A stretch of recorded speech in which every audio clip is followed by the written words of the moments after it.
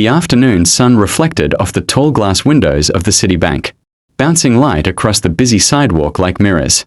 Men in tailored suits and women with polished shoes walked in and out with purpose, their phones pressed to their ears, their minds already on the next meeting or transaction. No one slowed down. No one looked twice.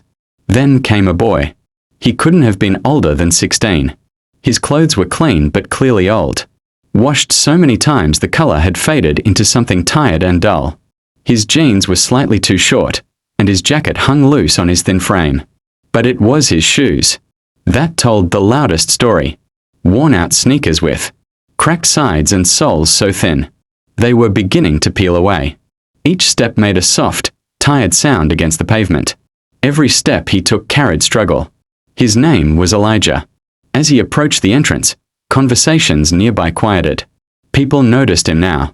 Some stared openly. Others whispered behind cup hands. A few glanced at him quickly, then looked away, pretending not to see him at all. Elijah stopped just before the glass doors. For a moment, doubt crept in. The bank looked too clean, too quiet, too expensive.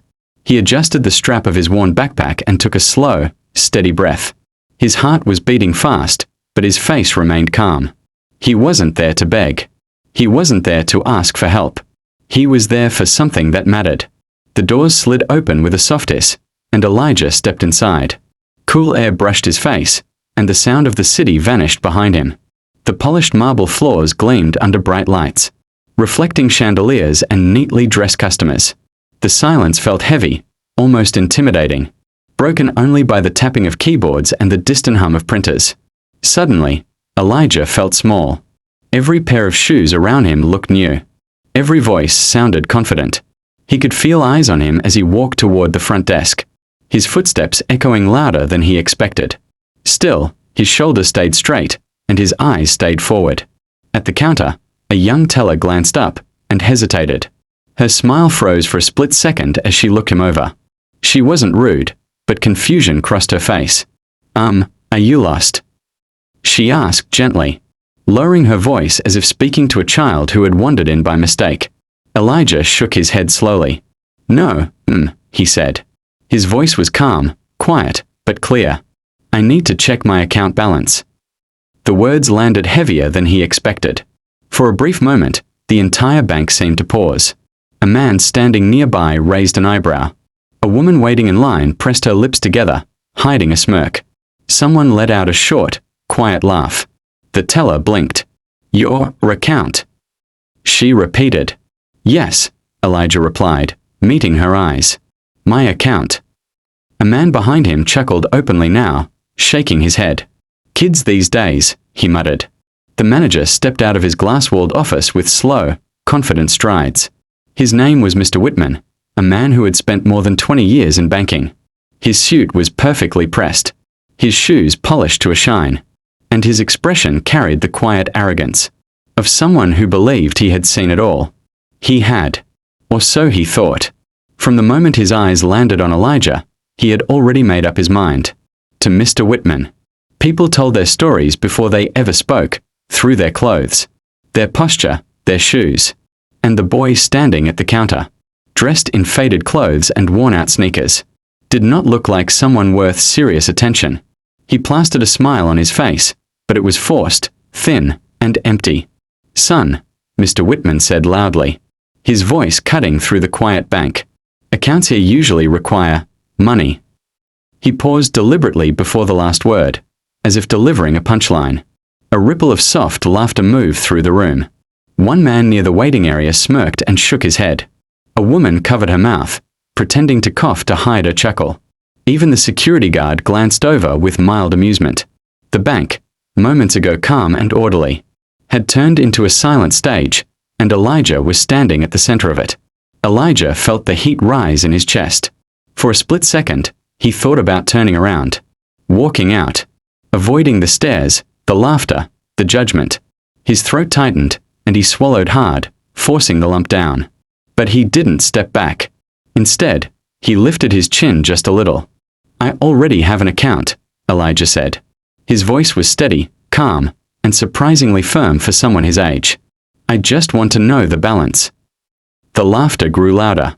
Mr. Whitman let out a short, sharp laugh of his own, this one not even pretending to be polite. "Sure you do," he said, dripping with sarcasm. "And I suppose you're a millionaire too." More chuckles echoed around the bank. Elijah didn't respond right away. He looked straight at the manager. His eyes serious, not angry. Not afraid, just determined. "What's your name?" Mr. Whitman asked, already convinced he was humoring a child. "Elijah Carter," Elijah replied. The manager nodded slowly, as if committing the name to memory, not because it mattered, but because he expected to enjoy what came next. He turned to the teller with a smug grin. "Go ahead," he said casually. "Let's see this famous account." The teller hesitated. She glanced at Elijah again, then at the manager. Something about the boy's calm demeanor made her uneasy. Still, she turned back to her computer and began typing. The sound of the keyboard filled the space between them. The screen glowed softly as the numbers settled into place. At first, they didn't make sense. The teller stared at them, her brain struggling to process what her eyes were seeing. She had looked at thousands of accounts in her career, small savings, modest checking accounts, even wealthy clients with impressive balances. But this was different. The number was too big. 6 figures appeared at first glance. Then her eyes widened as she noticed another digit. 7 figures. Her breath caught in her throat. $1,247,380.92. The teller's fingers froze above the keyboard. Her heart began to race. She scrolled down slowly, carefully, checking the transaction history. Deposit after deposit. Clean transfers. Legitimate sources. Everything verified. Everything cleared. There was no mistake. She turned the screen slightly toward the manager, her hand trembling. Mr. Whitman leaned in confidently, then stopped. His eyes locked onto the number. For a moment, his brain refused to accept it. He blinked once, then leaned closer, as if the screen might change if he stared hard enough. His mouth fell open slightly, and the color drained from his face. "This," he said, his voice barely above a whisper, "this must be a mistake." The confidence that had filled his tone minutes earlier was gone, replaced by disbelief, fear, shock. The teller shook her head slowly. "No, sir," she said, her voice steady now. "Multiple deposits. Cleared funds. Verified sources. Everything checks out." The words echoed louder than any laughter had before. Around them, something shifted. People leaned forward without realizing it. Phones were lowered. Conversations stopped mid-sentence. The entire bank felt like it was holding its breath. A woman near the waiting area stepped closer, eyes fixed on the screen. The man who had laughed earlier craned his neck, curiosity overpowering embarrassment. Even the security guard took a step forward. Elijah stood silently at the counter. His hands were clenched at his sides, his nails pressing lightly into his palms. His heart was pounding, but his face remained calm. He had seen this reaction before, not in banks, but in boardrooms, offices, and video calls where people underestimated him the moment they saw his face. He didn't smile. He didn't speak. He simply waited. Mr. Whitman straightened slowly, clearing his throat as if trying to swallow his pride along with his words. The man who had laughed moments ago now avoided eye contact. The room that once felt amused now felt exposed. "Mr. Carter," the manager said, his voice suddenly softer, polished, respectful in a way it hadn't been before. "Perhaps you'd like to step into my office." The offer hung in the air. It wasn't just an invitation. It was an apology wrapped in professionalism. A sudden attempt to regain control. Elijah looked at the office door, then back at the manager. "No, thank you," Elijah said calmly. "I just needed the balance." As Elijah turned to leave, the soft sound of his worn shoes echoed across the marble floor. The same shoes people had laughed at just minutes earlier now seemed louder, heavier, as if each step carried meaning. "Wait," the teller said gently. Her voice wasn't confused this time. It wasn't doubtful or dismissive. It was careful, almost nervous. "How did you?"